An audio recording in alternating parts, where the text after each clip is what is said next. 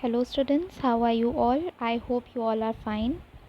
Today we are here to discuss the notes of chapter number 7, Computer Ethics. So, there are two types of question answers that are given in your book. First is short answer questions and next one is long answer questions. So, first of all, let us discuss short answer questions. So, your first question is, write any 4 safety measures to be taken while using computer. So now here you have to tell the 4 safety measures that you should take while using the computers. So the answer is the 4 safety measures to be taken while using computers are: computer room should be dusted and cleaned every day. So students, you all know that when dust enters computer, it just make it very much dirty, and also it creates many problems also inside the hardware. So your computer room should be very much cleaned, and it should be dusted every day. Computer room should be well illuminated, means there should be enough light in your computer lab or computer room.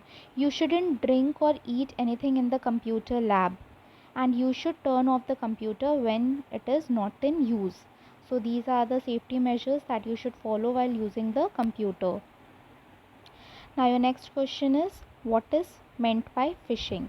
So students, phishing is a type of a cyber crime in which a person is contacted by email, telephone or text message by someone posing as a legal institution to lure individuals into providing sensitive data such as usernames, passwords and credit card details. So students, phishing is such a practice, and it is a type of a cyber crime where people from different areas, you can say, call you up and contact you on your telephone number or email, and they act like they are just speaking from any you can say authenticated organization or legal institution, but those calls and contacts are fake, as they want your sensitive data, so they just lure you or just give you some offers that you will be given this much amount if you share this info. If you will give us OTP, we will give you such price. So these are used to just hack your sensitive data, okay, and used against you. So this is what phishing is. The next one is, how can you create a strong password? So students, there are certain steps so that we can create strong password so that it couldn't get hacked by any professional or any professional hacker. So what are the guidelines that we should follow while just making our password, creating our password?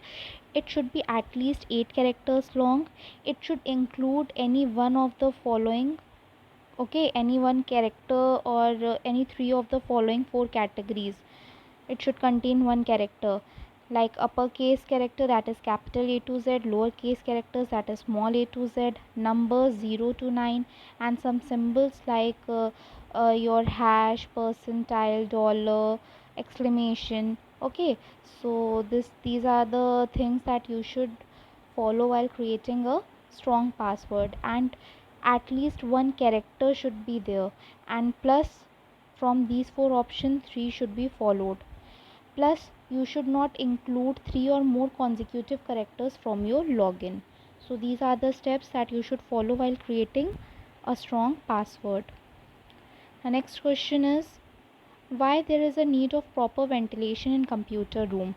So students, you know, when you just use your computer, it gets so much heat, okay? It gets so much heated. So in order to avoid that heat, there should be a ventilated room. So as computer generate a lot of heat, so computer room should be enough ventilated for easy passage of air. Okay students, these were your short answer questions. Now let us move towards long answer questions. Our first question is, describe any 4 rules of cyber safety. So the 4 rules of cyber safety are: keep your computer updated. So in the evolving world of software viruses, it is essential to use antivirus software and keep it up to date.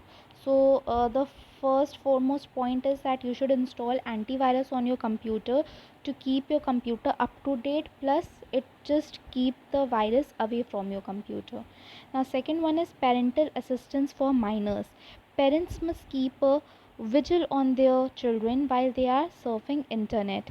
See students, parental assistance is very much essential for minor students and children, and parents should keep a vigil means watch, should keep a watch on what their child is watching, okay, while surfing the internet. There's so much of abusive and offensive content that is available on the sites nowadays, okay, certain adult content also. So parents should have a watch on their children for while they are surfing the internet.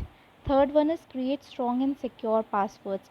As we have just discussed earlier, password should contain at least 8 characters and it should be a combination of letters, numbers, symbols. Okay, so why we use strong passwords? Because they are less likely to be hacked by some any professional. Because if you make it strong and uh, secure it, so it is difficult to hack your password. Next one is scan email attachments. Scan all the attachments that are sent to you to protect your system from viruses. So whatever emails you are getting, all the emails, while just there are attachments in those emails, so those attachments should be scanned so that your computer is remains free from viruses. Log off from any public areas. Remember, when using a public computer like in cyber cafe, be sure that you completely log off to the site or machine when you are finished using it. Okay, so students, whenever sometimes you need to go to the cyber cafes for some work, so you log your email ID, log in your email ID, or you enter your sensitive information into the computers of the cyber cafe. So when you are just heading out of it, you must make sure that you log out from each and every account and delete that account from that computer, okay, when you are finished using it. So these are some of the steps that you should follow. Okay, now the next question is what precautions one should take while using social networking sites. Okay, students. So while using social networking sites, you should take multiple precautions. The first one is tell your parents right away if you come across something that makes you feel uncomfortable. Okay, so whenever you are surfing internet, if you feel like something is inappropriate or you don't want to see it, you should right away tell your parents too about that content. Second one is never agree to get together with someone you meet online without first checking with your parents. Okay, students, now you can see that on there are certain social media apps such as Facebook, Twitter, Instagram. So there are many people who create fake accounts and give forward you the friend request. So you shouldn't accept that friend request, and if you have accepted also, you should not agree to meet him or her in personal without asking your parents, okay, or without taking your parents. And if you are meeting, then you should take your parents along and you should meet in a crowded place, you shouldn't meet in a secluded place. Third one is your parents, you should not use the internet chatting for communicating with strangers and should not forward the emails from strangers. Third point is also associated to the second one. You should not chat with a person you don't know, because that person can be a fake person or a hacker who can just take your personal or sensitive information and can use it against you. Fourth one is you should not share personal information on social networking sites. Wherever you are going, your phone number, your name, your location, you shouldn't just post it on social media apps, as nowadays people, wherever they go, whatever they eat, whatever they do, they just post it on the social media, but its impact is very negative sometimes. So you should follow these precautions while using social media networking sites. Next one is what is meant by malware, how will you protect your system from them. So students, computer software such as a virus that the user does not know about or want, and is basically designed to damage your computer system, and such virus is known as malware. It can be a trojan horse, it can be your spyware, okay, it can be anything, it can be your scam, anything is known as, such things are known as malware. So the preventive measures to protect your computer against malware are, you should use only trusted antivirus and malware software, means you shouldn't buy any local antivirus. You should always update your operating system, and you should always configure the scans and monitor settings. You should rely on only secure networks that are encrypted, and you should keep a tight grip on your personal information, means you shouldn't share your personal information everywhere. Our next question is, write about digital footprint. So, a digital footprint is a trail of data you create while using the internet. It is basically a path that whatever you do, it gets posted on the internet. It includes the websites you visit, emails you send, and information you submit to online services. Whatever you do, if you are viewing any website, if you are sending any email, if you are submitting any online service, everything is being saved and collected. A digital footprint is your online identity and individuality. That is what makes you unique. It so students, basically digital footprint tells about you, that how are you as a person, okay, what kind of character you are having, what type of things you are doing on the internet. It all gets recorded and saved, so you shouldn't just do any illegal activity on online sites. Our digital footprint is a self portrait we paint online, so it is important to ensure it is accurate and truly displaying who we are. Okay, so basically, these get recorded and they can be used against you also.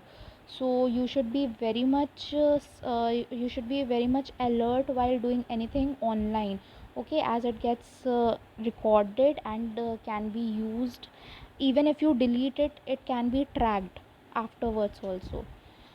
So these were some of the question answers that are in this chapter, that is chapter number 7, computer ethics. I hope you understood them. Thank you so much.